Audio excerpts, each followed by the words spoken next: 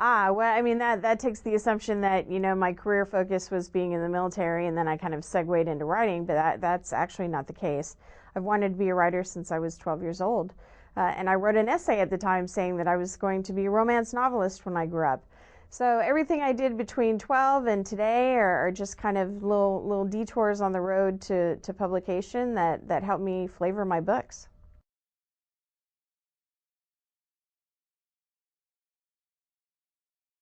Well, I mean, the biggest surprise for me is that we're seeing readers who actually consider themselves to be non-readers and actually really are non-readers. I hear from a lot of women who say that they haven't read a book in 10 years, or they haven't read a book since they left college. So, I mean, these are not women who are reading, a different genre and then kind of moved over into women's fiction. These are women who just weren't reading at all. So, we're seeing a surge of renewed interest in being readers and finding new novels to love, new stories to love. And I mean, it's really exciting. Of course, as a writer, you always want to build your demographic and find new readers, and we're definitely doing that.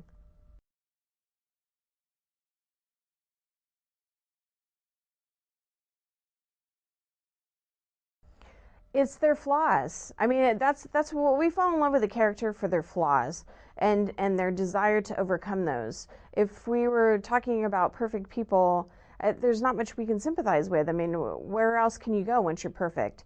So in this case, we have two very damaged people, and they're striving to be better for the person that they're in love with. That they feel the other person deserves better, and they're going to be better, and that's something that we can all relate to, and we can root for.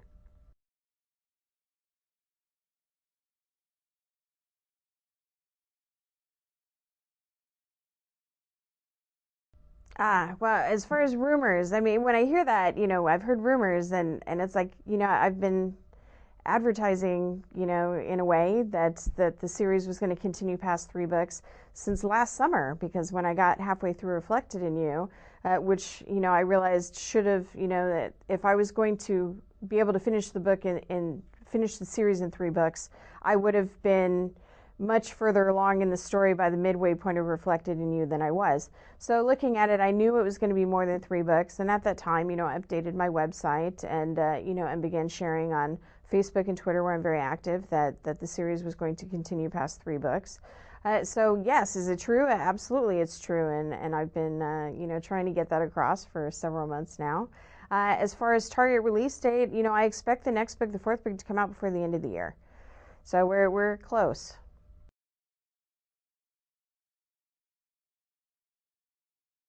Well, of course, I'm still working on wrapping up the Crossfire series, so there's that. But I've also, I'm doing this groundbreaking new collaboration with Hearst, specifically Cosmopolitan Magazine, and Harlequin, where the three of us have joined forces, and we're releasing Afterburn in August 15th, and that's I'm really excited about that. It's contemporary women's fiction. It's set in New York City, and it's told from Gianna's perspective as she runs into Jackson, somebody she had a relationship with before. So Crossfire readers, moving into trying a new series for me will definitely find things that are very familiar. And then the second book in that series, which is Aftershock, comes out in mid-November.